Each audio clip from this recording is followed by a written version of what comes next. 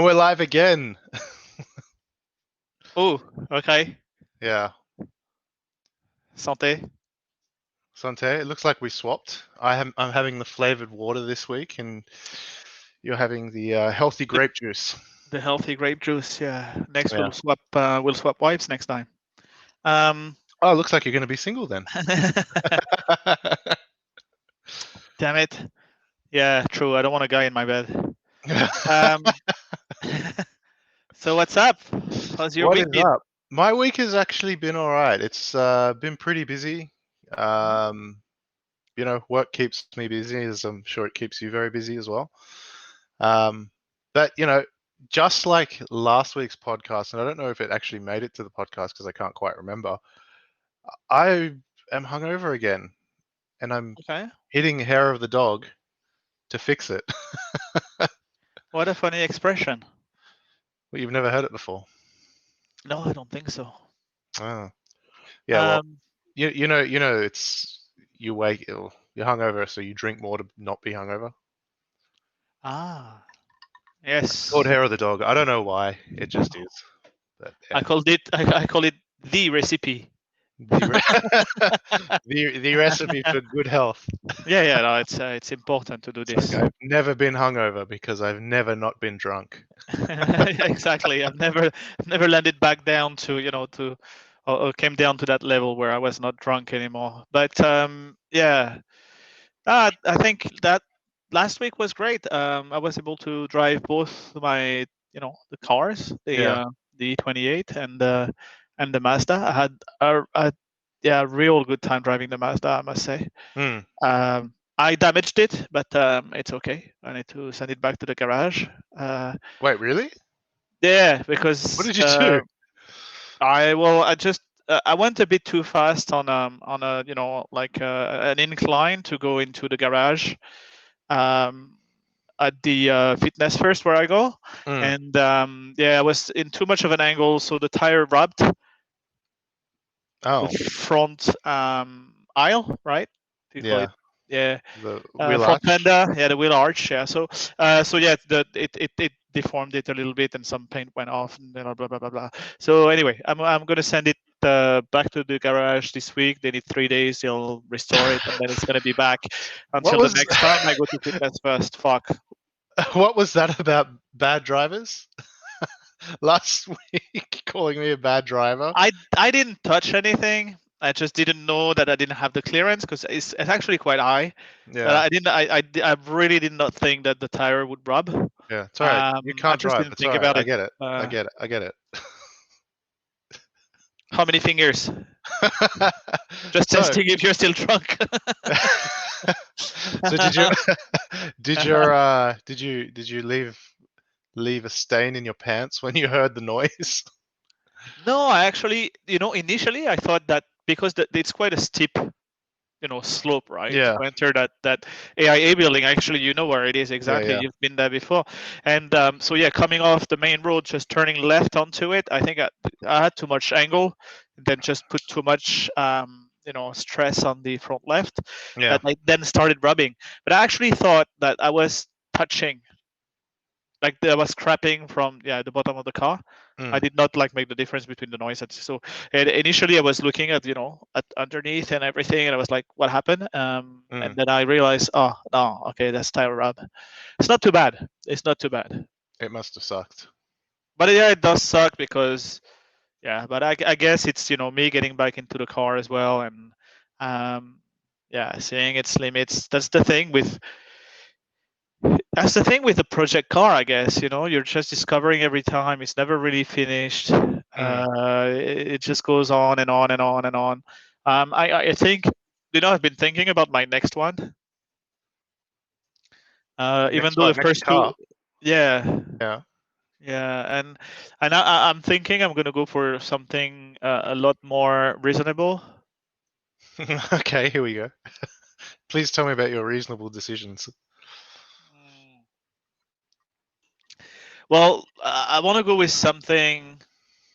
I I want to. How do you call it? A poser car. Oh, Like, what? just make it look good, Full but very stance works. very very drivable. Yeah, air suspension and the whole thing that you can actually drive. Yeah. Where you don't have to worry too much. But yeah, that just looks the shit, right? Mm. But not necessarily do the engine so hard or anything like this. Make it sound good, Mm. but not overtune the engine. I mean, the RX-7 is great, but it heats up, obviously, right? It's just it smells like gas, it smells like oil, which is something I really enjoy. But the thing is, I cannot share that enjoyment with my my wife, for example, and some of my friends also are like, yeah, okay, it's nice, but I don't want to get back into into that car ever again, right? So yeah, Do you tell them they something. can't be friends anymore, or what? Yeah, but I mean, yeah, you'd be my only friend, then that would be a bit sad, no? I mean, the fight Yeah. is if you were living in Bangkok, yes, okay, but you're living in Jakarta, right? So No, you need something to do between the podcasts, don't you? correct. And the other thing also, and that's what I wanted to discuss. I mean, one of the things I wanted to talk about today is the price of cars Oh, really? Okay. in Thailand. So I wanted to, yeah, maybe pull up some of those secondhand cars websites just to show you guys how expensive it gets here. It's crazy. So the reasonable car that I had in mind was an E92 M3, right? Mm. Because they never really imported it. I would go 335 actually, and actually, funnily enough, lately I've seen so many of them on YouTube channels. The 335 is probably the sweet spot for the E92. The M3 is, I mean, has known problems, but it's still a car that you can find manual gearbox, naturally aspirated V8. It's just such a special car, right? So yeah, that's probably the car that I'm looking at. But in Thailand now, it's still about 100 to 110,000 USD Oh my god. for a car from Jesus 2008. Christ. That's 2008, right? And so Jesus Christ. that's what I thought we could discuss, a little bit. I mean, we talked about the Lexus van last week. The equivalent in Thailand is called the Alphard. That's anywhere between 3.6 million to 4.5 million baht, which is basically the exchange rate right now for the USD is at 31. Okay. So you're looking at something like 110, 115,000 USD to depending on options and the interior that you want to have to upwards of 150,000 USD, right? For an Alphard. And It's it's just very making expensive. it. Yeah, that's the thing. That's the only thing I would say that is really bothering me in Thailand is the tax on imported cars. And that's why those exotic cars are a bit hard to get. I mean, a Ford Mustang, if you want the V8 and everything, it's going to be 6 million baht. 6 million baht, you're getting very, very close to 200,000 USD, right? You know what's funny? The Ford actually left the Indonesian market, right? They came and they left.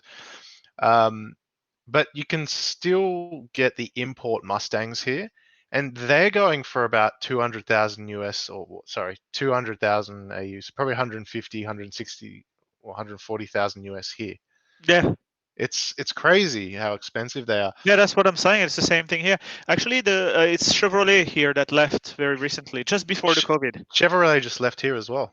They left. They sold the plants to, and I don't remember because I don't know all the brands, but a Chinese manufacturer. Okay. They sold everything, to them. Oh, Which were they really cool. manufacturing in Thailand as well? Yeah. Thailand is in Southeast Asia the main hub for building. I don't remember exactly how many cars they build, and we can look it up definitely. But I can't be bothered right now. But the thing is, Thailand is one of the the biggest producer of cars in Southeast Asia, if not the biggest. I think it's the biggest. Like most cars that you find in Australia, like the SUVs and 4-wheel drives from Toyota and all of that, come from Thailand. The Fortuner that you have most likely comes from Thailand. Yeah, I know the Ranger is actually built in Thailand. So yeah, quite significant big plants here. Yeah. In Thailand, yeah, actually, Ford is here. Yeah. Yeah, they've got a lot of plants there. I know that. Yeah, like we were saying, they're a lot of this. A lot of the stuff supplied around here is from Thailand. So yeah, let me share my screen for a second, and let's have a look at those. How do you call it? Yeah, websites, secondhand, cars website, and you'll see that am I sharing the right one? Yeah. So Talat Rot, Talat means market, like a market in Thailand, and Rot means car. Okay, so let's have just a quick search here. And as I said, I'm not sure whether they have any M3s for sale at the moment, but let's have a look anyway. Yeah, so there you go. Actually, that one came down quite a lot. Is that 2.35? But there's Oh, probably still some payments to be made on this one. It's an M4. Why is it listed as an M3? What, that blue one here? Yeah, M3s have got 4 doors. No, but that's the E92. That's the previous model that you're thinking about. I'm pretty sure. Well, you're thinking about you're thinking about the F10 or whatever it's called. Oh, you're right. That's right. Yeah, that's the E92. So, well, actually, yeah. So let me just open that one quickly. But I'm sure this 2.3 million is impossible. Yeah, that's what you're looking at, more like that price there, 2009. So 3.2. It's actually a 4-liter, the E92 V8, but 3.4 million baht. So 3.4 million baht is basically 105,000 USD. Yeah, wow. 2008. This one probably has a problem. That one's for hairdressers. Yeah, but I mean, come on, the E46, right? Yeah, I know. Oh man, I'm gonna go buy another car. I might just go that one. The E46 just. I quite like the The E46, sorry, here, 36, or the 36 here. I do like the 36. I don't know why. There's something about it. I love the E46 myself, and there was a CSL for sale in Thailand actually not too long ago. The E36 is like the R33 of the BMW world, isn't it? Yeah, I would say yeah, you're right. Let's have a look at an M2, because that was another option to buy for my wife. 2016, 4.2 million baht. There you go. I mean, the prices here are just insane. So and then you're like, okay, so why don't you go with the Japanese, supercar? I mean, supercars. It's not a supercar, but why don't you go, with something that is Japanese? It's from the region. Maybe they can have. So let's have a look at the Skyline GTR. They call it Skyline here. And there you go, 2013, 15 million baht. Far out. Here we're looking at over 400,000 USD. I mean, come on. That's a lot. That's like double. Okay, that for looks an like old car too. That's the Nismo, right? So yeah. Yeah. Okay. Like when you're looking, for something a bit more reasonable. That's a bit more reasonable. 2012. Okay. That's over 200,000 USD. You're looking here at 220. I mean, come on. It is. It's mental. It's just a GTS. 1.6 million for a GTS. Yeah. It's not. It's an automatic. It's not even a. I mean, come on. It's just like, get real. Yep, I agree. So the one supercar that actually does depreciate the worst here in Thailand, because whatever celebrity had a crash and unfortunately passed away in a crash, so they have a bad reputation, is Audi. And so those cars depreciate quite a lot. And when you're looking at this, you're still upwards 200,000 USD, but That's, I would say, the most affordable of the supercars. And this is what I don't understand, right? 2012, this is about, okay, this one is 6 million, right? Hmm. It's probably not the 5.2. Let me double check, but let me just look at the picture so you can't see it right now. Yeah, that's the V8. So 6 million, and then you scroll down, and then you have a 2010, and then it's 7.4 million. Yeah, wow. It's you just like it doesn't make sense. So No.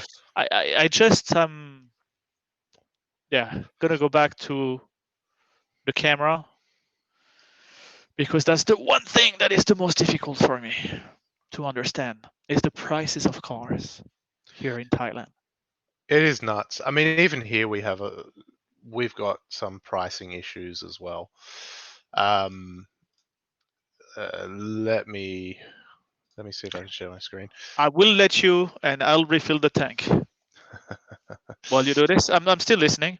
Yeah, but here we can have a look at BMWs as well. So let me just transition that on the screen. So where we got 2017. So that's the F10. M4, 2 billion. So 2 billion IDR. How much is that in real money? 144,000 USD. Yeah, well, I mean, yeah, that's why sometimes I'm like, oh, guys, ask me to come to the US. Yeah, I know. I'll There's fly actually home every weekend if I need to, but there's a yeah. 2014 M4. What's that? 1.7 billion. Yeah. That's 121,000. Well, then, okay. So that brings us to that situation. And VinWiki did it brilliantly, but that brings us to that discussion. Like if you had $100 million, what would you do? For a car? Because I know exactly what I would do. Yeah. I would tour the world of porn stars. I'd open my own studio. Come And again? I would tour the world of porn stars. Cars are not in the picture anymore. But for the first 3 years, I would go and meet all the porn stars that I've always loved. What, for real or what? Since I'm a kid. Yes, I would do that first. Then I would look at cars. And for me now, the few cars that I would have in my garage, and I'm not trying to be like very different or anything like this, actually don't cost that much. I'm not a big fan of the hypercars. I'm not a big fan of although I love, again, I love what they represent, or the technical achievement and all of that, but the Bugattis for me really, yeah, the EB110 does, but they don't really push my buttons.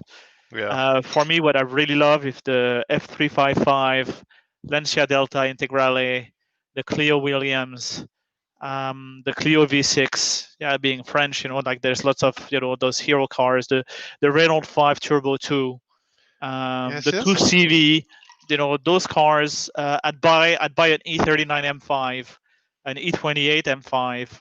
I'd buy this sort of car. I would buy definitely an E46 M3 and E92 M3.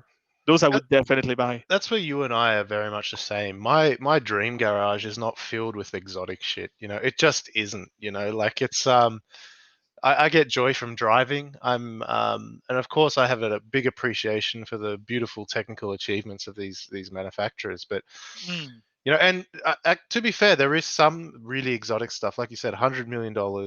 What do you do car wise?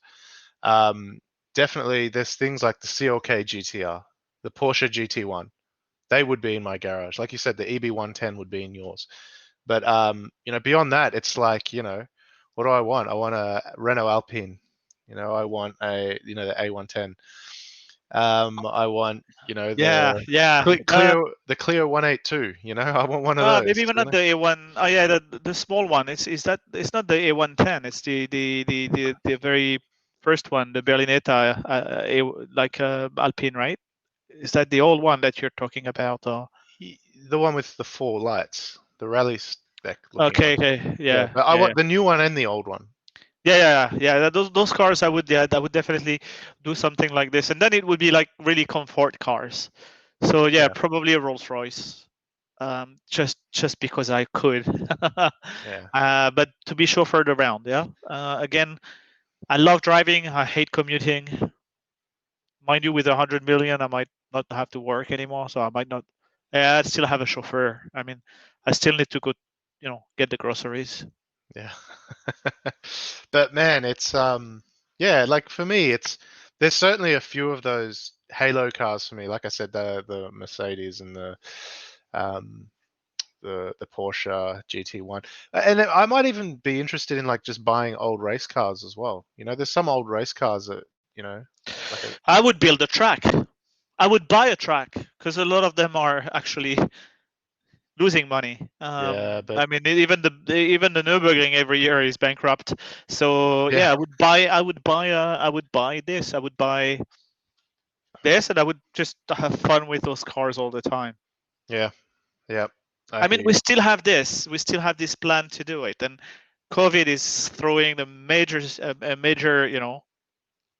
span in that plan that we had to go to Europe, buy a car, which is our favorite car. Hmm. Um, which for everybody listening is a Fiat 500 Abarth. Just buy it secondhand. Um, in France, just do all the work on it, blah blah blah, all the maintenance on it. I should say, do a few, documented swaps or changes or upgrades Hmm. to it, like a suspension, brakes, and a few things on the engine that make sense, and then go to the Nürburgring, go to Apex. Is that The driving school, yeah, yeah, uh, and get a get a taxi there, like a Nürburgring taxi, yeah, be driven around, and then just try with that car that we have, together with an instructor, because I mean I know that I don't have the skills to do it, so it would be just very nice to have someone help us through this, yeah. and then from there move on to Spa, do the Yeah. same thing, Well, we spoke about doing and like then go down Nürburgring. to Le Mans That's or it. Goodwood. Goodwood, maybe do like, yeah, if we were able to do actually both, if Goodwood and Le Mans are close enough to each other Yeah. next year, let's see. Yeah, because I mean, that's the big one. It's for me, Le Mans is like the race. It is the race, and I've always said I'm gonna go there. I'm gonna do the whole camp there and everything, and it's Yeah, you know, camping at the hotel. yeah, of course, Yeah, yeah. camping at Come the on. hotel. But yeah, I mean, you like the WEC, so yeah, yeah, definitely Le Mans is legendary, right? So Yeah, you know what? I'd definitely do a Bathurst though. the Mount 12 hour. Panorama. Yeah, I've done that twice already, with a few Okay. friends in Australia, and it's really fun. It's really fun. The funny thing is, I've never made it to the race. Like that. Sorry, You were too no, wasted. no, no, no.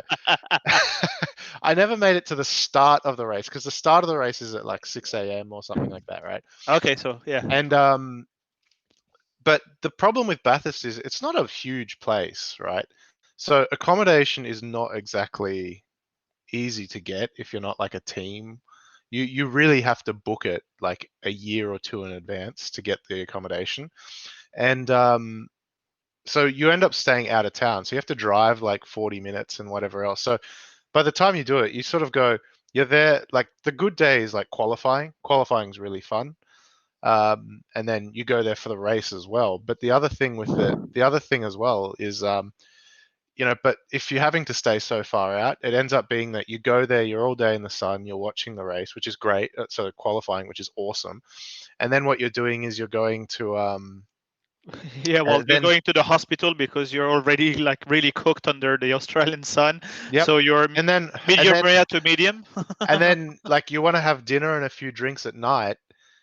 But if you want to get there for the start of the race, you're leaving at like 3 in the morning, 4 in the morning. So it's sort of like it's one of those things. Like if you want to do it, I realize it, and that's why actually, I mean, Le Mans will do it because you want to do it, but I would say that we should plan also on going together to Vietnam, to the Yep. Hanoi race, and get like the whole pass, like the $10,000 whatever ticket.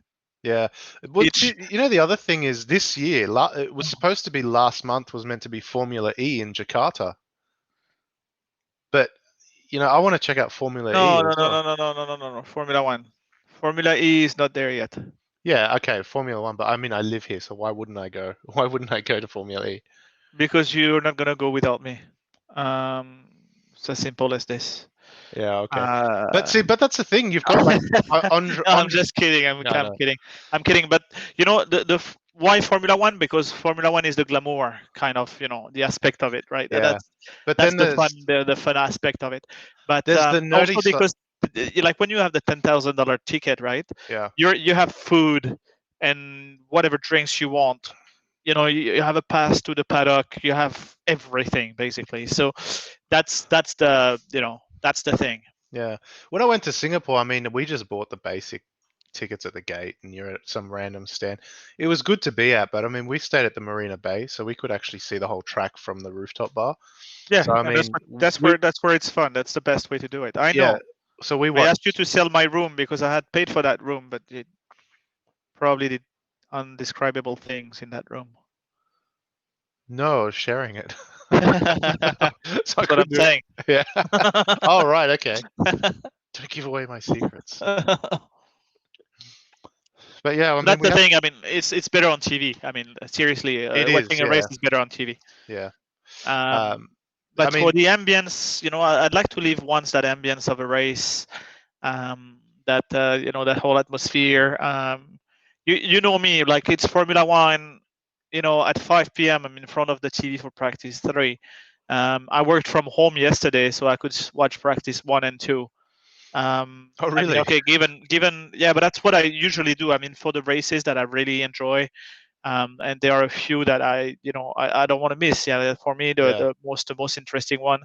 I love Monaco. I know not everybody is a fan of Monaco, but since I watch every step of it, for me, qualifying is a very interesting. If not the most interesting part of the race, especially nowadays that there's not as much overtaking. So it's a race within the race for me. Yeah. And then in Monaco it's like there's nowhere else that it's as important as 100%. So yeah, Spa, Silverstone. All those. Do you ever want to do Monaco? Because there's a really cool company that does this great package where you can. It's not cheap, but I mean, you can go and you stay on like one of those super yachts, and it's all catered, everything. Oh yeah. Let's do it once you have a serious boyfriend, where you actually plan your life ahead and everything like this. Because I'm sure that my wife would love it. So we could do this. So once you're. Why would I want to go there with somebody? I'm sorry, but why would I want to go to Monaco with somebody? I seem to remember a certain. What's her name again? Yeah, we don't talk about things like that, but it's that sort of stuff is fun to me, But seeing as we're on Formula One, why don't we jump onto last week's race? Pardon? Why don't we jump onto last week's race? Oh yes. What a race! That's all I gotta say. What a race! Unbelievable. It was great. The best season opener. One of the best races. Yeah, one of the best races I've watched. In the past, 5 years, I would say. I mean, there were some thrillers. Germany last year was just unbelievable. But that one is because of the attrition as well. How unreliable. I mean, I guess we criticize a lot of the company, especially Ferraris, under a lot of fire for the pace and for the engine and all of that. But remember, guys, that Italy suffered. In Europe, was one of the countries that suffered the most from what happened, right? So it's difficult for everybody, and I think the attrition that we saw during the race, the reliability issues, they've had to do some. They did whatever updates they could during that pandemic, right? And had that time off without testing any cars, but they were still working, I guess, on some of the designs. But they had to rush it through Yeah. production once, and probably with not much testing. Like Once they had the green Mercedes. light and those things. Yeah, the Mercedes, the Yeah. sensors and all of that. Yeah. That was crazy. Gearbox sensors, both cars, you know? Yeah, actually, both cars plus the others, the customer teams. You know what? Williams Yeah. also had some scares. I'm not sure Racing Point had that many, Yeah. but yeah, still, like there were reliability questions from all over the field. Williams actually one of them, had to retire, right, for Yeah. engine issues as well. Yeah. So I mean, and then and Lance Stroll also had to retire. So again, looking at all of this, we need to put a grain of salt into it that this season is like nothing that we've ever had before. Because of all the struggles. You know which moment that it just ate at me, like really pissed me off, was Hamilton taking out Albon. Yeah. Yeah, I know it pissed off a lot of people. And everyone sits there and says, "Oh, and Hamilton's pissed off about it," and blah blah blah. But I just sort of go, "Man, Hamilton is pissed off about it." He wasn't happy. He was like, "No, I did nothing wrong." And you know what the thing? And people are saying, I'm I don't know. I'm on the side that he did nothing wrong, but yeah. Yeah. Please go ahead. I look at like people are saying, "Oh, Albon, the rookie, in a top tier team, being what is it? He's what are they saying? He's young, he shouldn't have made that overtake, blah blah blah." But it was an ambitious overtake. Yeah, but if you think like 6 or 7 years ago when it was Vettel in front all the time, Vettel would do moves like that all the time, just constantly take risks like this to win a race. Yeah, but the difference is that he would make it work. Yeah, but I mean, the thing is, yeah, but like Vettel would do that all the time, and then because he would do it on someone he could, or somewhere, or someone he could trust to control. I mean, in that particular turn, that's turn 4, I believe it is. I mean, the thing is, that overtake was really ambitious in the sense that, Hamilton did try and leave some space, but you have to take into account the physics, of it all. But he had oversteer, right? So, I completely understand. Like, if I want to drill it down, I would say 100% that's a racing incident. It's just one of those. It's a thing that happens in racing. I would call it, even me would call it a racing incident. The thing I didn't like is that people gave Albon shit for that move, and I just go, oh, I'm sorry. Like I said, think back 7 years ago or more. Vettel was doing the same thing, and everyone was going, but he's such a good driver. Look at him get that position. Again, like Vettel would do it. Probably Vettel would not have done that particular move. Yeah, okay. Because he would have. What I mean is that, okay, Albon is, first of all, Albon is an unbelievable driver. I mean, what he's been able to accomplish is unbelievable. I live in Thailand, so for me, I'm all for him, getting there. Because I hope that is going to also drive my son to be interested in it. But so no, I'm all for Albon. I think he's got the right attitude as well. He brings that Southeast Asia flavor a little bit. Even though I know he's mostly English. He was born in the UK and all of that. You just have to listen to him, and you're like, oh yeah, you're really Thai. But no, I mean, of course, but no, he does have that culture as well, and I love that Southeast Asia is represented, on the grid of Formula One, which is a sport I love. So, again, I would say that what he did was overambitious. I understand why he did it, because he was on the soft, he was on a much faster tire. His goal was to get first, and he could have made it there.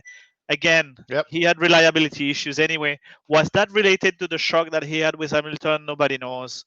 There's lots of ifs and all of that. The thing is, he could also have waited just a little bit more and have a safer pass. Yeah, but And how that many? comes, I think, that comes with experience. And what And lap? What lap was it? It was like lap. It was 60 something, wasn't it? Like 66. yeah. It was late in the race, but he Yeah, had the other ones had like medium or hard, older tires. He had like fresh softs, yeah, so he could have made it work. I believe, with his talent, he could have made it work and get to definitely to podium. First question mark. yeah. But then again, also would he have had that reliability issues or issue, sorry, and had to retire the car, not like had he not got into that skirmish with Hamilton. That race, what I think is a race incident to me, yeah. Yeah, I call it a race incident. It really But was. again, the race is just insane, and then Leclerc, what a class act, this guy, just getting there with a car that is 1 second slower than last year, somehow making it work when he should have been down the other. And I know it's opportunistic and everything, but that's also shows talent to me. Yeah, That to be there, the right time, right moment, right place, with the right strategy. It's a team. It's an individual effort. It's unbelievable, unbelievable. So yeah. no, I agree. It's Oh, copyright, copy left, copy center. it's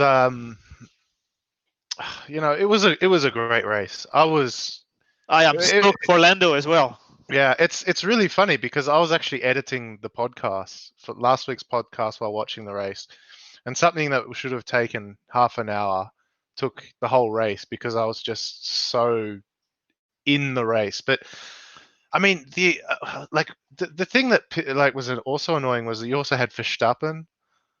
I mean, that was a shame that Verstappen's Oh, engine. That I mean, to see what the Red Bulls could have done to the Mercedes would have been really interesting. But I mean, there was look how many DNFs there were. You know, yeah. Kvyat, I think Albon. it's we ended up with what, 11 drivers, Yeah, or 12 drivers. I mean, 11. whoever did not score points basically was, oh my god, like double punishment, right? Yeah. Because yeah. But anyway, what a race. And see, I look at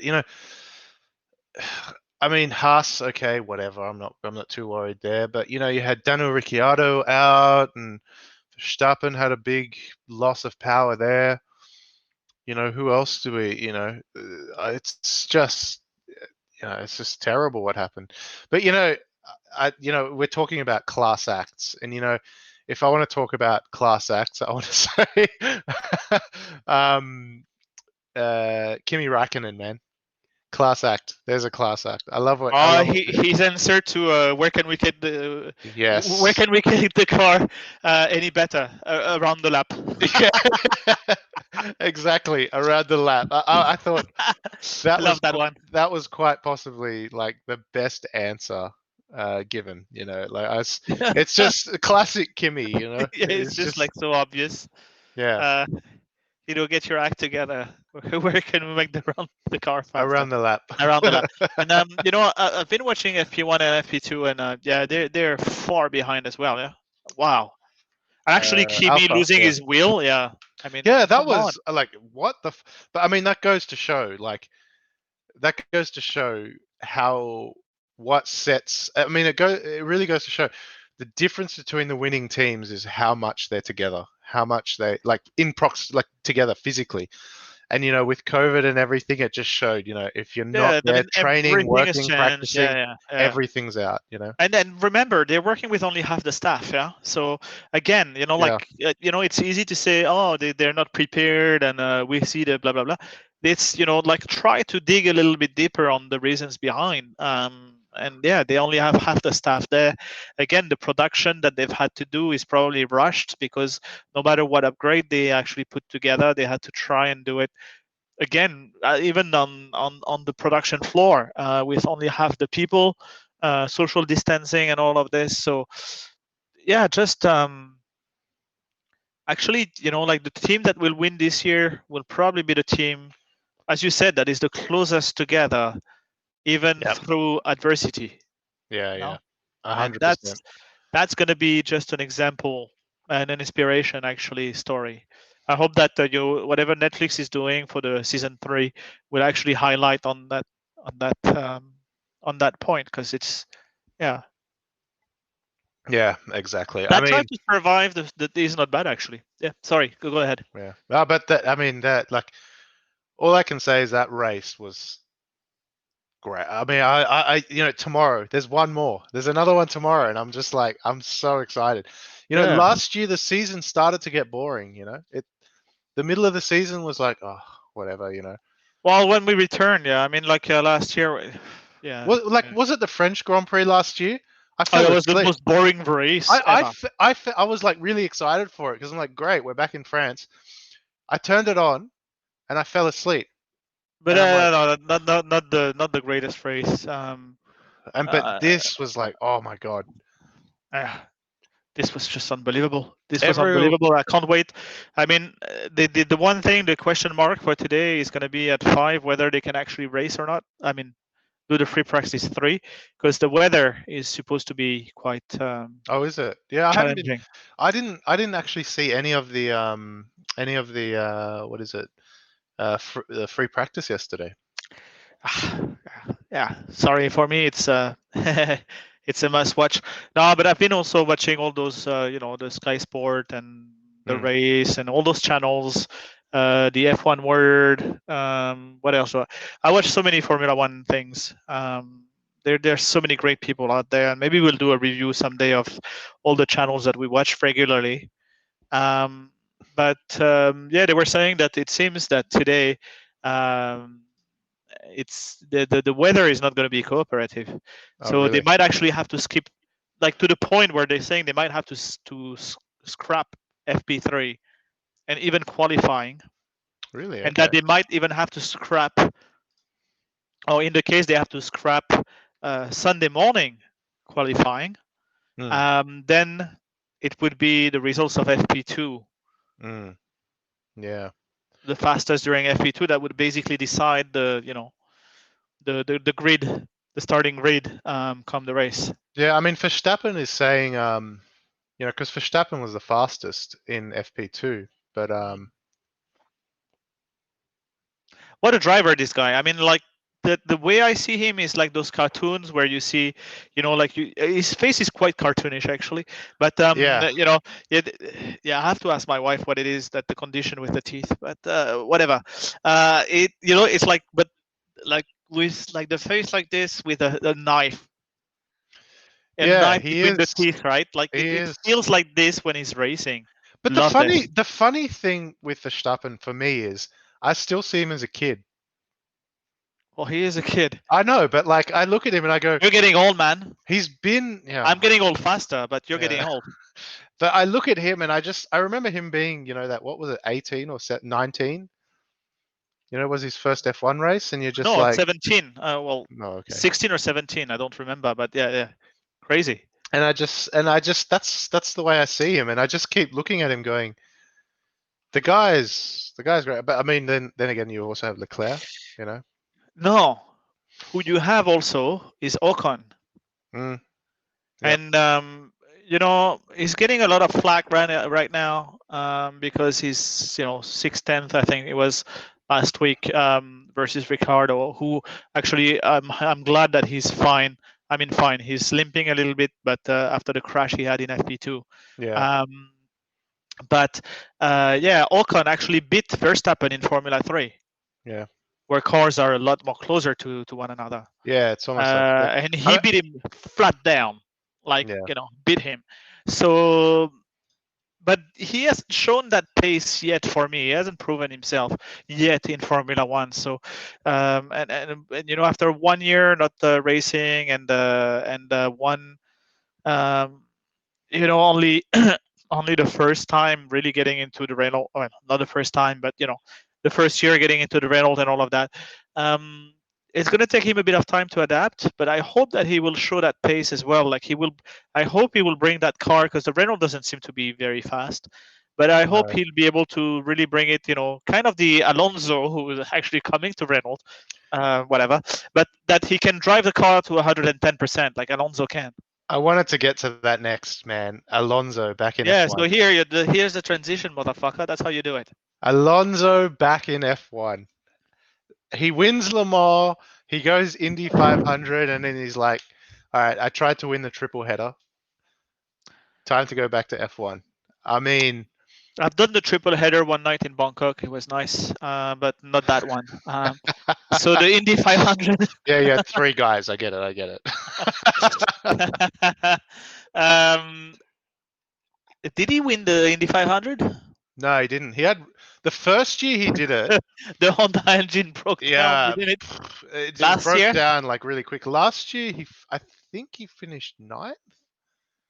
Let Which me is, look it come up. on, not bad. But he did Yeah. the Paris Dakar as well, right? He what? Sorry. He did the Paris Dakar race. Oh yeah, he did Dakar as well. That's Yeah, right. he did Dakar, right? Yes. Yeah. Okay. Anyway, he's coming back to Formula One. He is doing Indy this year as well. Okay, so yeah, let's hope that he gets it. I'd like him to get the triple header. You know how much I disliked Alonso So- at some stage? He was in 2017. He led before the engine blew up. Yeah, that was And the then- Honda engine. Fuck, couldn't even get it right in Indy. They went so far, the Honda engine. They came from so far away. I mean, in Formula One at least. Yeah. It's unbelievable. Where is it? I mean, they're showing what the they're showing what the livery looks like, which is quite cool. Let me make that bigger for you. Do you find it nice? I don't give a shit. I mean, I'm not. Those cars don't look. It's not my. Yeah. No, Indy, because Indy is almost like a spec series, and then they have I mean, like and at this stage, I actually like the Formula E cars better. Yeah, I think they look better. I saw that. Remember when I went to Japan last year? I saw that. I did see. I did see that Formula E car, the Nissan Formula E. God, they're a good looking car. Yeah. You sent the picture, yeah. Yeah, they are such a good looking car, man. I Yeah? think they're such a good looking car. Did you see the 400Z? I've seen renders, but I mean, Yeah, well, we haven't seen. Yeah, okay. I mean, it's renders from artists, so you But don't it's know. exciting. It's exciting. Problem is the Toyota Supra and probably the 400Z. Then the Toyota Supra 2-liter here is 150,000 USD. Yeah. Well, see, this is the thing. The Supra here is 100,000. Well, let me actually look it up. I can actually look it up. I will, because I have the technology. That's the 2-liter, man. I'm talking about the 2-liter. 150,000 USD. I mean, it's for car enthusiasts here. Seriously, you do what I do. Just get an old like E28 and put a recent or semi-recent drivetrain, and that's all the fun you can have. Yeah. Let me have a look. Holy shit, 2.5 billion. That's 250,000 Australian dollars. Okay. Now So- we have the conversion. 2.3. Australian dollars. What is that in real money? Yeah. What? Oh shit! I closed. Conversion here is weird. It's like 14,100 to every US dollar. So let me look it up. Was it? Let's just do 2.5 billion. 173,000 USD for a Supra. Here you go, guys. If you're looking from anywhere else than Southeast Asia, that's what we have to suffer. That's what we have to suffer. But I mean, it really goes to show the difference between the ultra rich and the everyman. I mean, remember when, actually you weren't there, but you know, the Starbucks at Tonglo? Yeah. the amount of times of Saturday mornings, I don't know if it's the same now or, forgetting COVID, but, Saturday mornings at Tonglaw is where the ultra rich, they go to this specific Starbucks because it has a car park, and they go out for coffee. It's like their cars and coffee. And, it's probably better that Julian tells it, but I mean, it's all supercars, or it's the flavor of the month. So when I was there last time, the TDF and Ferraris were the flavor of the month. And so you had the TDF there. It was just all Ferraris. And the funny thing is, apart from the TDF, which was like, TDF got announced, and then I went to Bangkok, and there was a TDF sitting in that car park, in that Starbucks, So well, because that is they're like one of the first to get them all the time. Of the Sun, Red Bull is 51% high. Yeah. So it is. And then one of the Suns, not the one who ran over a policeman, but another one has got Cavallino, which is the official importer of Ferrari in Thailand. Okay. Yeah, they have a very nice garage on Phetchaburi Road, which is actually perpendicular to Tonglo. Yeah, but not that far away. But see, the funny thing is, the thing is, you have insanely rich people here in Thailand. The 1% in Thailand is probably part of the 1% in the world. Yeah, like the rich in Thailand are beyond like what. It's not like in the US where you could have $1 million and still be considered middle class. It's to be able to afford anything nice car-wise in Thailand is just incredible. Yeah, remember they were selling that Porsche Carrera GT and the 918 Spider, the 918 Spider as well. Remember that?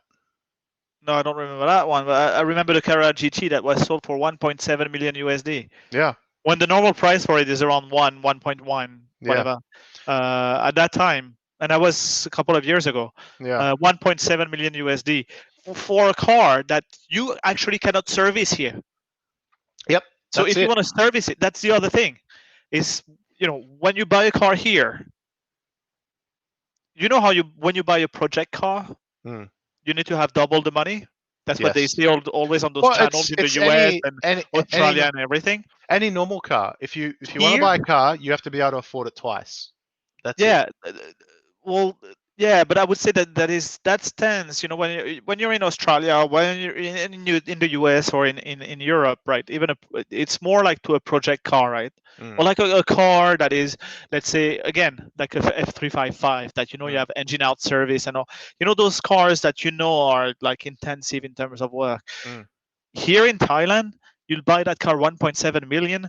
You'll have to bring the technicians from Germany, fly them in. That's exactly it. And let me tell you, you're gonna have to fly them in business class. And this is the other in 5-star hotels. This is the other funny thing is I think in Indonesia I'm lucky because I can still get myself like a Cayman for what 80,000 US, 100,000 US.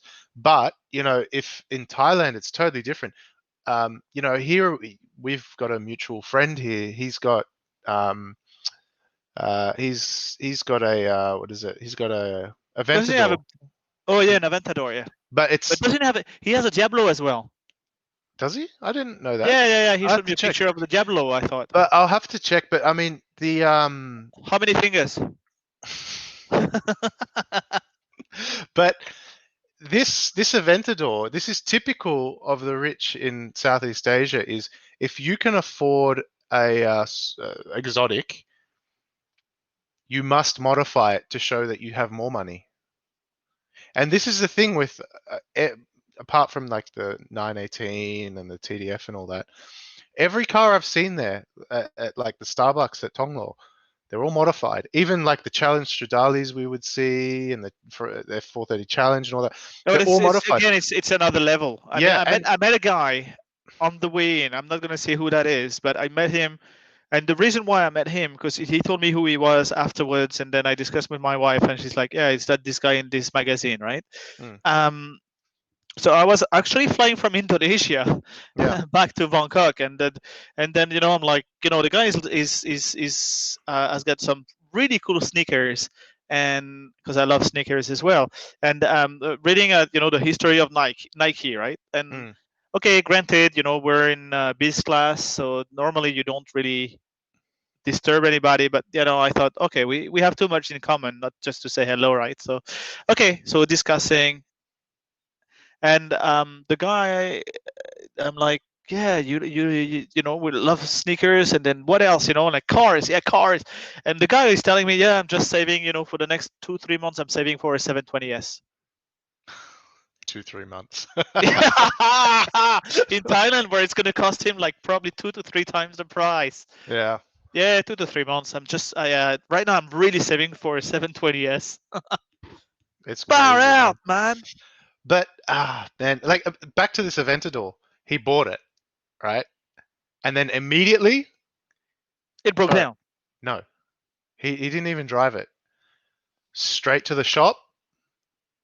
What's that company? The crazy one, the ones that do all the crazy shit. Mansory. No, Novitec Rosso. Oh yeah, that's another one. It's like Of he the got crazy companies, that's the top yeah. two. Yes. It went from the Lamborghini dealership to the workshop. So he And bought it brand new at that time, or did yeah, he yeah, buy yeah. it? Yeah, And then okay. it's like, here's the Novitec Rosso catalog. Put all of it in the car straight away. Insane. It's just that's fucking Southeast Asia. I mean, I know they do this in the US, right? And you have like YouTubers that can afford this shit, Yeah, But but at it's the same, 3 times here. It's yeah, exactly. 2 to But 3 times the price. exactly, it's the price difference is like for the same product is just, it's ridiculous. And I would say, like, added to all of this, the weather is like so punishing. Yeah. Even if you leave the car in the garage, unless you leave it under air conditioning 24/7, between the humidity and the temperature and all of that, it punishes the car so much. Yeah. I mean, And then the roads, like, it's just so when you have a car like this, as I said, you paid a car $1 million when you would pay $300,000 in the US or even less. But then you know that every time you take it out, it's going to cost you $50,000 to $100,000 in repairs, yeah. or in maintenance or whatever. And man, and that's the thing. Like here, cars aren't as OTT price. I mean, depending on the car, it's still OTT. Like remember we did that product launch at the Mercedes showroom? Yeah. That AMG GT, I think, is 600,000. Unrelated product, by the way, guys. Yeah, but $600,000. Which one? The AMG GT. Yeah. Yeah, here. Like sorry, GTS. Insane. A G wagon here is 700,000. It's just insane. I'll be back. Maybe bring something on the screen, or yourself on the screen, because I need to get a bit more of that grape juice. But Yeah. it's again, I'm listening. But yeah, that's the thing. That's where we live. So again, in the chat, if you have anyone, if you can, tell us what cars we could get. I mean, Eric and I, we have a good idea of the next project car that we want to have, which is going to be a time attack car, and we're going to go with a Civic EG. So that's what we said already last week. But if you know some cars that are, performance, well, let's say bang for your bucks. If you have anything to recommend, please go ahead. I mean, we'd love other recommendations. Keep in mind, I am 6'3". I need to fit in the car. Julian, and that's only his dick. So imagine. yeah, exactly. Imagine. I'm 5'2". No, I don't know. Let's I have no idea. Let's talk in real measurements. Yeah, let's talk about 190 centimeters. You're 170. Two. So- once you get to the last decimal, that's when you realize you have a problem with it. But yeah, I'm But, but yeah, I feel better in cars, and I keep the center of gravity lower. That's the way I explain it. yeah. Yeah. Keep the center of gravity lower. But yeah, I mean, that's probably why also we have an appreciation. Well, actually, no. I was going to say that's why we have an appreciation for, um, you know, let's call an everyman car at modified. But the reality is, even before this, when you and I were both in Australia, um, you and I were talking about really basic cars and just saying how fun they were. I think the first car conversation we had was about Abarths. Yeah, that was your interview. Yeah, and then you actually you came with me to buy my Abarth. Yes. Yeah, Yes. I exactly remember where and when we saw it for the first time. at the And no, time, seriously, uh, Fiat wasn't even in Australia, so it was imported by Ferrari Australia. So I had correct. to buy my Abarth from Ferrari. Yeah, the Ferrari dealer. So Well, that was Ferrari, Maserati, whatever. well, But yeah. yeah, But yeah, nevertheless, it was just quite an experience and quite a car, seriously. yeah. And then, you know what? I was watching Car Throttle, um, and they're hilarious. Those guys, I they're have a so much fun. I love I them. have a newfound appreciation for Car Throttle. Yeah, but that You know, motherfucker doesn't like Fiat 500. He doesn't like the Abarth. The main well, guy, James. I think his name is James. Is it James? No, the that's not guy James. the guy with the Miata that he Yeah, spent the they spent way too much money on his Miata. yeah. But I mean, he's really hilarious. I love like any video that comes up. I need to watch. It's Yeah. just those guys are great. The other one is the guy from. Actually, that's something I wanted to mention as well. The guy from Donut Media, The James, I chubby think. guy? Yeah, the chubby Yeah, guy yeah. who had a heart attack in the past, and Did he? yeah, he did. He did. Shit, I had no idea. Yeah, and now he's taking care of himself, and he lost a lot of weight. He's doing like really the right thing, by himself. And today I was watching one of their new sponsor is Valvoline. Hmm. And then man, you have to watch that video because it the way he does the advertisement for them is exactly what the future of advertisement is. I Okay. feel. I have to have a look at it. I have to have a look at it. Which is it has to be a part of what you're doing. Hmm. I see the future advertisement. Nobody likes the stop, right? Like Hmm. the intermittents, like, okay, let's stop whatever program there is, and then let's put and push product to you. Yeah. You know, Or they do it like Linus Tech Tips. They make a joke out of it. You know, the joke yeah, is but what's the the Linus transition, Tech and then they Tip, go, Linus Tech Tip is the step right now. That this is today's. hmm. Yeah, they do it well. Like let's hop into our Segway. Blah blah blah. Blah, blah, blah. Yeah. And then he does his thing, and he does it really well. But that's today. What they're doing for Donut Media is tomorrow's. They Okay. integrate it as part of the joke, as part of the watch it. It's all about the pouring, pouring So it's like I couldn't pour. So he was pouring water. He puts it all over the place. He wants to put milk on his cereals, and he puts it all over. He goes to the toilet. Comes out of the toilet. Somebody goes behind. He's like, oh, he could not pour. He was like just. Yeah, yeah. All right. And then I have to check it out. it's so integrated into the fun that they have. Those guys, it's Yeah. like so in line with who they are, that yeah, it's a whole part, and that is, I think, really the future of how to do it. Like how Yeah. to make it intelligently, because nobody But likes advertisement. you know what I think? People love endorsement. Endorsement is important, even though a lot of people criticize it and all of that. But at the end of the day, people like endorsement, but nobody likes advertisement. Yeah, and see that's the funny thing as well. Like it's like in situ advertising, and I know that's not new in print media or online media where they release an article and you go, this article is an advertisement, But you know, endorsement is cool, but I think it's like if I'm being paid by a brand to talk about them, I would like it to be, does it integrate well with my content, And I think that's the thing as well. Like, I mean, this is probably now, breaking the mold of the podcast and am I talking about the business side, but a lot of these what is it? These brands, like they're very rigid, and that's okay for their communication.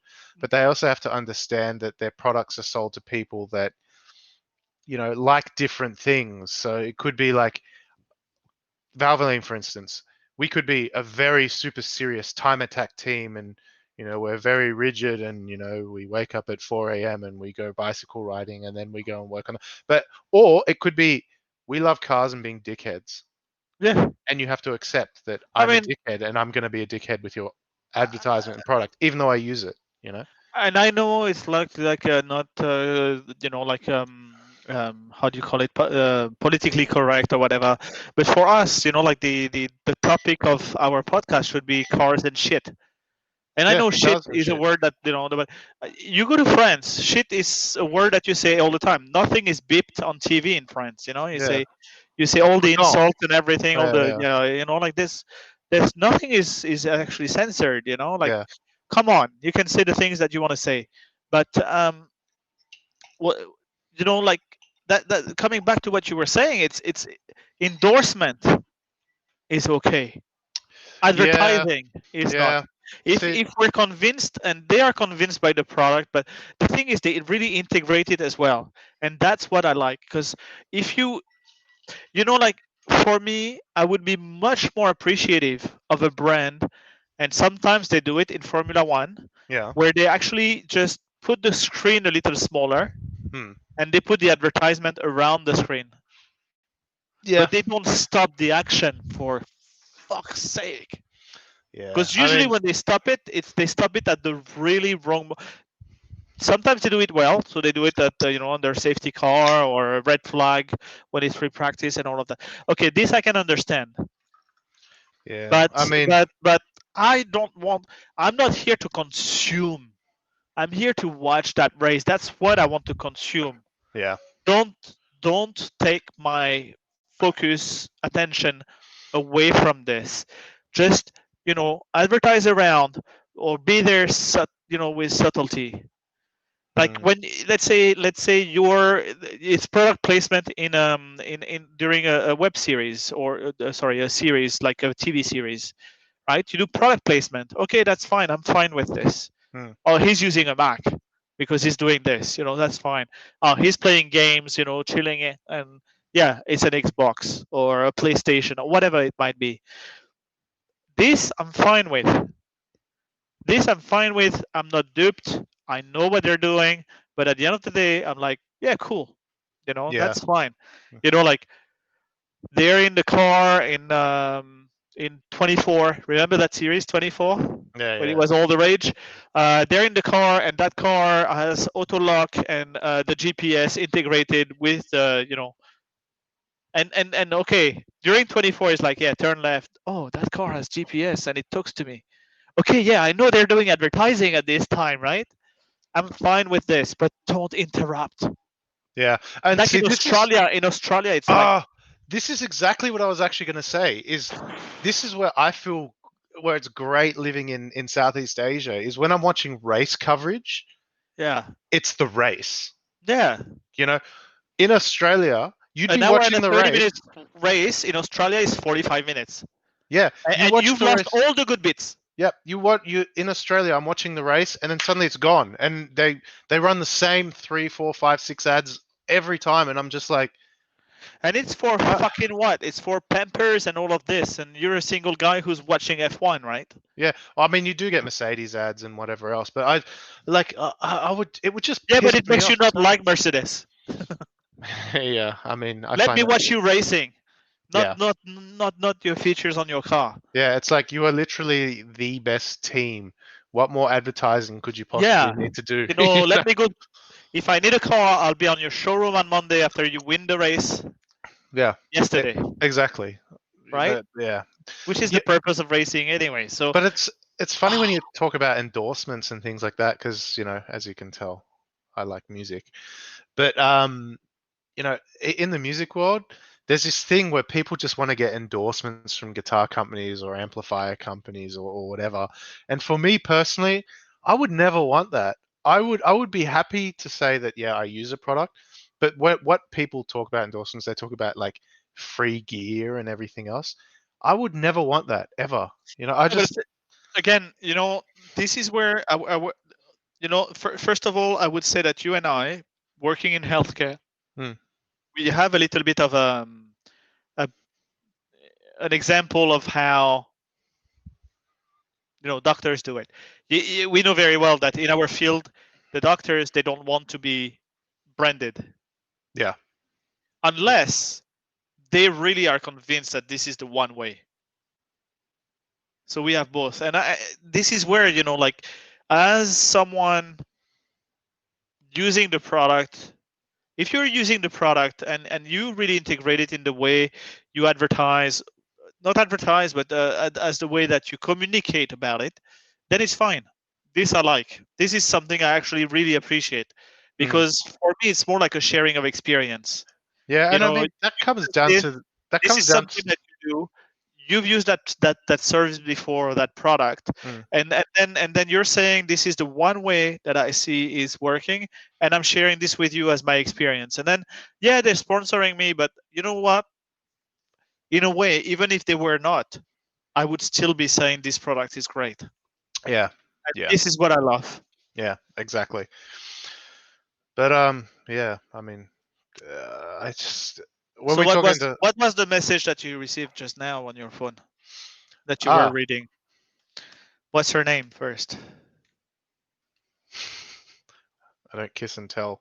But the reality was I actually Usually you fucking do tell. I no, thought you hang on, didn't let me kiss them. I thought you were too, well, too cheap. oh, go on, I'm interested. You were too cheap to kiss them. No. Actually, some friends of ours from Australia, they're posting at the moment about they love their Porsches, right? So they're posting about this topic, which is like black on tan leather, but leather Uh, on everything. oh, so Porsche finally caught up to Ferrari Oh 10 yeah, years ago. yeah. But yeah, I just saw that, and I was just having a look at the conversation, and they're saying, I hate leather everything, or I hate tan or brown, but it's like this looks really good, and I agree, it looks good.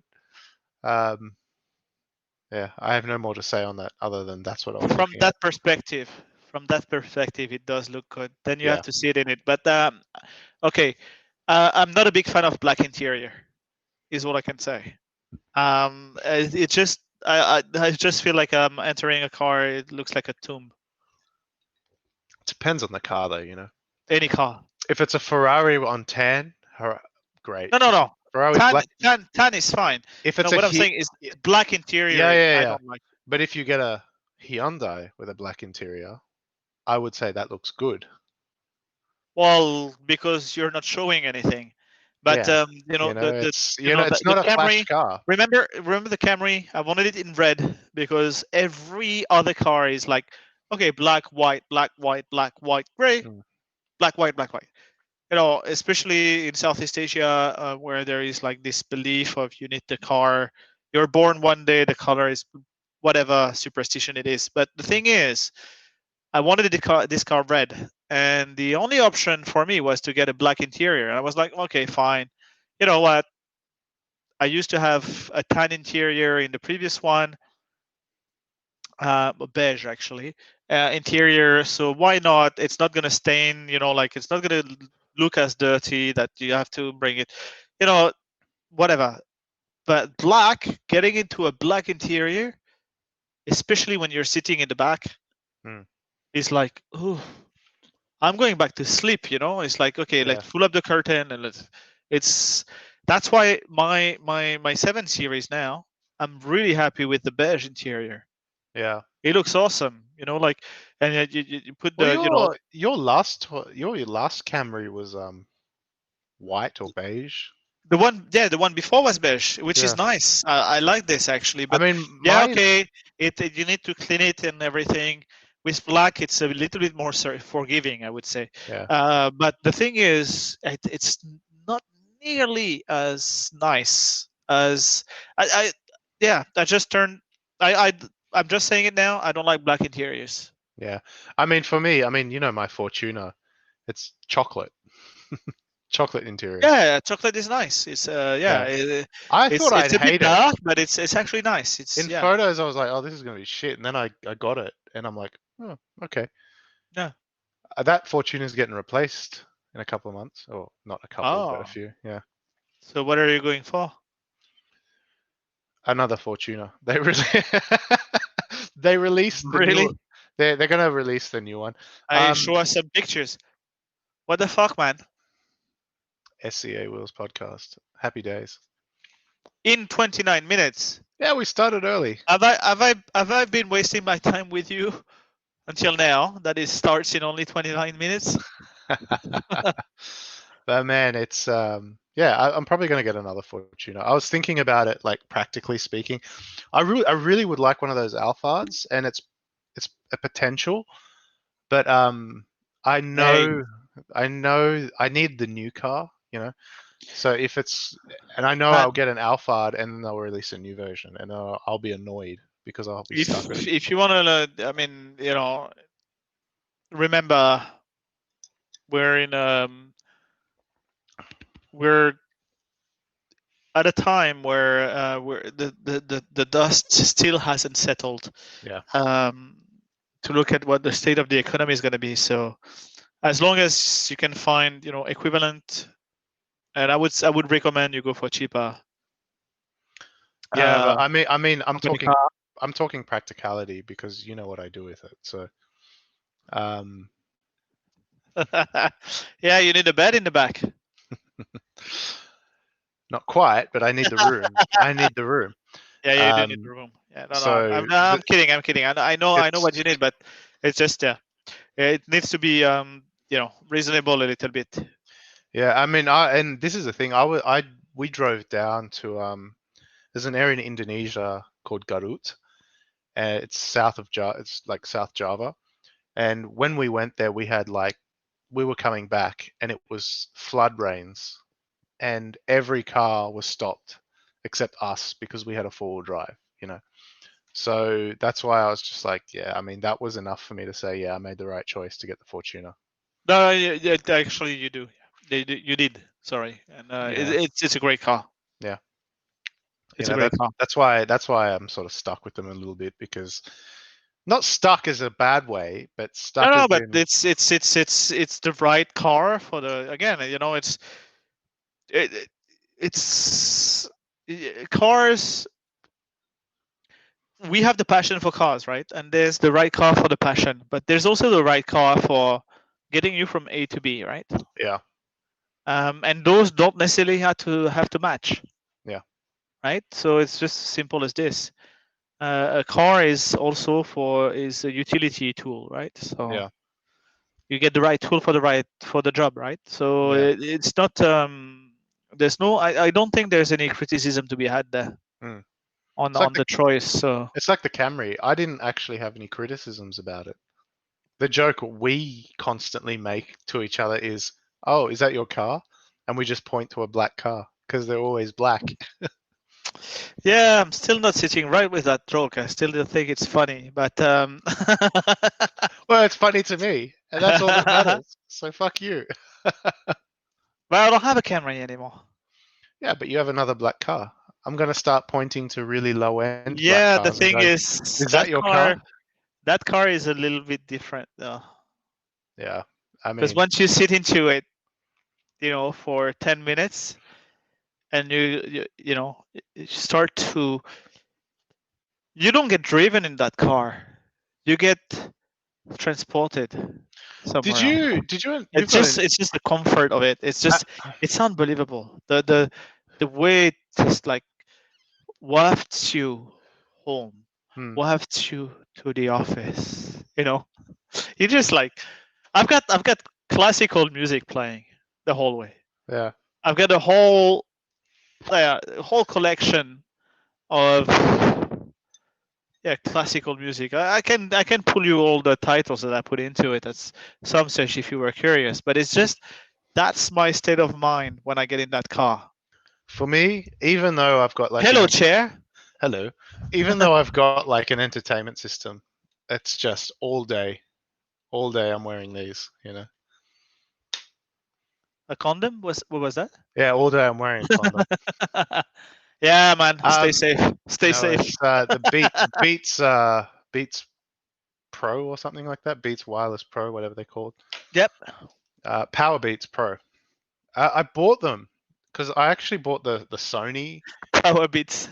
Yeah, power beating.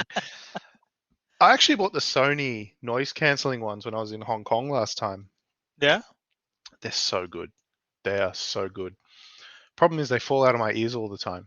So I actually bought these because I know like to transport they're bigger, but like they go around my ear and they don't fall out, so I can wear them in the gym or anything. It's just great, you know. For me, practicality wise, they're not great, but they work for me, so that's why I have them. Yeah, but practicality, can take a second seat. Again, it depends on what you want to do with things, right? So, yeah, this one, yeah, maybe I need to get probably your advice on this actually, because, well, at the gym right now, either I go to fitness first and I listen to my trainer anyway. So that's okay. That's 3 times a week usually. Or I go, downstairs to my apartment, whatever, and there's a gym there, and then I run. And usually I'll just put the, tablet in front of me, and actually, you know what? I don't need this. Yeah. I don't care whatever everybody else is You know, listening to. I just put full blast and I run my 12 Ks this morning. But yeah, I started running this week, right? you have to do that 25. You have to do that push-up challenge, by the way. Yeah, I know. But I started running this week, and it was hard at first. The second day, because I got like my hip was really hurting the morning after I started again. I'm sorry. It's getting easier and easier and easier. Yeah. Just in the way it's easier and easier and easier when we go out. Yes, I know. But yeah, it's speaking of hair of the dog, it worked really well. Yeah, it does work. It works all the time. I encourage the people watching, listening, whatever time, whatever, or wherever, to just do the same thing. Yeah, I mean, it was yeah, like I was so dusty today. I woke up and I'm like, oh, how am I going to do this podcast? And it was a total accident last night because I said to myself, I'm just not cooking on the weekends anymore. It was just Cooking? Cooking. Sorry. Yeah, I'm going to stop cocking on the weekends. But it was funny. Like last night I went to dinner. I go to dinner on my own all the time, right? Yeah. And Are you talking about pussies or? no, just food, man. Okay. So I was really like, do I go to this restaurant or whatever? And then in the end, I just said, yeah, I'll just go to it. I know it's open. I'm gonna go. Man, I can't wait until the next time we can go together. Oh yeah, and It's gonna be so fun. I was sitting there. There's a band called Strapping Young Lad. They have, obviously. A what? Strapping Young Lad. They're a really heavy band. They're a metal band. Okay. And I was just sitting there because they have these Heineken packages. So I kept buying these Heineken packages. It's like buy 3 beers for $15 kind of thing. And I was just sitting there and getting more and more into it. And then it was funny. One of the waiters came up to me and gave me, I thought it was the bill. I thought they were kicking me out. I'm like, oh, fuck, that's really rude. And I had to look at it, and it was a handwritten note. So somebody in the restaurant wrote me a note. I can't even remember what it said. And I'm just like, who the hell wrote me this? And he just pointed to a table. There's a table full of people. So they just invited me over, and then it went from dinner to a whole bunch of people. I don't know who they are. Still don't know who they are. And we just ended up drinking, and then the restaurant closed. So I was like, well, I've got alcohol at mine. They came back here. I put on, because I got that sound system in my house. So I put on the music, kept drinking. They left, and I woke up and I'm like, I'm still drunk. And your passport is gone, your wallet is gone, all your credit cards are gone. I was lucky. It's all here. It's all still here. Okay, nice. But it just ended up being a really nice night of like, I don't know who these people are, but and then These are good. Like I mean, those nights, yeah, they're really nice. They don't happen all the time. yeah. But the last time I had someone inviting me like this, it was just very, very funny because that was in Vietnam, and I was by myself in Vietnam. Long day. Um, I knew already that would be my last trip with the company I was working with at the time, and yeah, had interviewed a lot of guys. Blah blah blah. Yeah, it's just usual work stuff. But I was like, I'm leaving tomorrow. Let's go out a little bit in Ho Chi Minh City, right? So I went to this place, which is called Apocalypse for the people who know. And just went there, had fun. Of course, there's a lot of ladies there, but I was not interested or anything like this. With so just having my drink, having my shisha because they have shisha there, Oh, nice. unbelievable, really nice. So listening like good music, big screen. They have like people dancing on the. So yeah, all of that. Really having my fun night by myself. Like exactly what I wanted. And then at some stage, there's that table, just in front of me, and they like invite me over. I'm Yeah. like, I'm fine where I am. They're like, yeah, no, don't worry. It's like they have fun. Vietnamese people, right? And okay, so in the end, went to their table, had a lot of fun, and they met that guy who was like kind of the driver of the party, whatever. And it's like, yeah, here's my sister. Don't you want to fuck her? I was like, man, no, I'm not interested. I'm not, I'm just here to listen to music and all of that. Yeah, But then, yeah. She comes about, and wow, Yeah. like just this beautiful lady and all of that. It's like, yeah, like I mean, and the guy is telling me, yeah, I'm into cinema. I film, I do this. And seriously, don't you want to get with my sister? So I'm like, what the fuck is this going on? So anyway, they had this really good whiskey and tequila and all of that. So just had a few drinks and then I left. But yeah, that was the story that I had, like related to what you were saying. But I know that if I had stayed, it would have been something a bit a bit more naughty. Yeah. But yeah, the thing I I guess like. I'm The too thing. old for this shit now. I would have done it if I were you. I would have done it definitely. Yeah. But yeah. But that's the thing. Like in Southeast Asia, I mean, I find the people are just so much more friendly. Like I don't mean Yeah, like obviously. yeah, well, okay. But I mean in the sense of just a social sense, like even just going out, like I said, like last night, I just had a table just say, hey, do you want to join us, basically. Yeah, and I think And it's like I don't have any of their numbers. Nothing. It was just we met, we hung out, we came back here, we drank, we partied, and then that was it. And it was just like it was a really nice night, like forget COVID and all that bullshit. People might have criticism about it, but it was just nice. It was yeah, I it think was just I've never had that in like Australia, for instance. no, you wouldn't. And the thing is in Southeast Asia is that people are curious as well Mm, of foreigners mm, sometimes, and when they see someone who has a good spirit and a good like just there to have fun and hang out and all of that, like they're so open and they want to get to know you, and that's what's nice. And they also want to show who they are, mm. like their own. So it's very nice. I mean, in the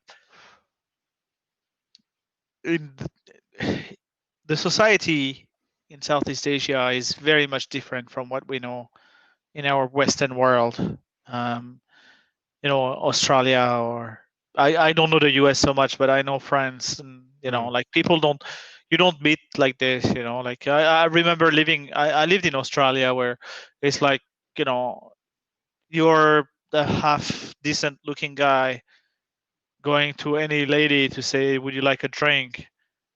And they'll be like, fuck off. And then Yeah, yeah. they'll be bragging about it. Like, do you see how I, like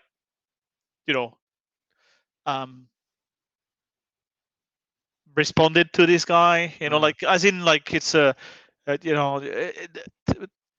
human relationships are not like this. It's like, hello, how Yeah. are you? We want to get to know someone. We want to, it's genuine. It's not. I know that some people who are not genuine, but I mean, come on, you can see it. You can see the intentions Yeah. when watching Yeah. someone. I have a really Seriously. good friend in Australia. She's really attractive and all that sort of stuff. She's about our age, and the thing How come I don't know her? we can fix that. But I was talking to her, and she found it unusual because she's actually really social, and she said it's fashionable. Like you get really attractive men, right, that will approach these women that So not us. not us. Objectively, you would say these women are not really. It doesn't match, but they would approach these women and they'd say hello, and it was really fashionable. And she said she was out and she was watching these interactions, and she was just shocked that it seemed fashion. I keep saying fashionable, but she was shocked that it was like, You are very fashionable, Eric. I'm not. I wear basic t-shirts. I'm not fashionable. Yeah, I know you're not. I mean, I consider this I'm making an effort, man. What, you don't talk to me? You don't acknowledge me? You talk to me like I'm furniture?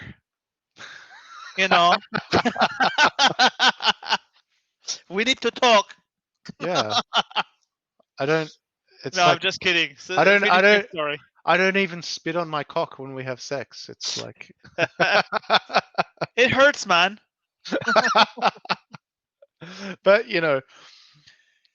she was just saying it was, and it's not too long ago. It's like less than 2 years I was in Australia. And it's just, and I saw it as well. Like, I mean, even I tried, of course. And it's just like a sport to reject people. And Yeah, I mean, it's how bad is like, this? I mean, somebody's taking the initiative, whichever way it is. I mean, be appreciative of what people are doing as well. Don't just, disregard, how, yeah. Anyway, yeah. be appreciative. Yeah. Be appreciative of what you have, of what others can bring as well. Mm. Yeah. Yeah, those people never will amount to anything if they keep that attitude. That's exactly it. All right, man. I think we might call it there for the podcast, but we will probably continue. Is that correct? Yeah, finish with the podcast. Let's continue on with the cockpast. No, wait. Ladies and gentlemen, you have just witnessed Julian crossing Drunk. the threshold of sober to drunk. And I think that's a great time to end the podcast. Please end it. Yeah, but like, share, subscribe, all that stuff. I'm following every. No, don't. Actually, don't like. We don't want any intention. You can like it. You can subscribe. Just don't share it. Please don't press don't like. That's it. That's it, exactly. Or even if you do, that's okay. I don't care what you press. Just subscribe, listen to it. Don't like, because otherwise we'll be at the bottom pits of. We already are at the bottom pits of YouTube. You know what? Do whatever you want. Do whatever you want. Do whatever you want. We're just two guys having fun. That's it. We're just catching up. All right, ladies and gentlemen, we're signing off for the moment, and we're going to continue drinking and catching up because that's what we do. Yeah. We'll do some. Yeah. Goodbye. Goodbye, everybody.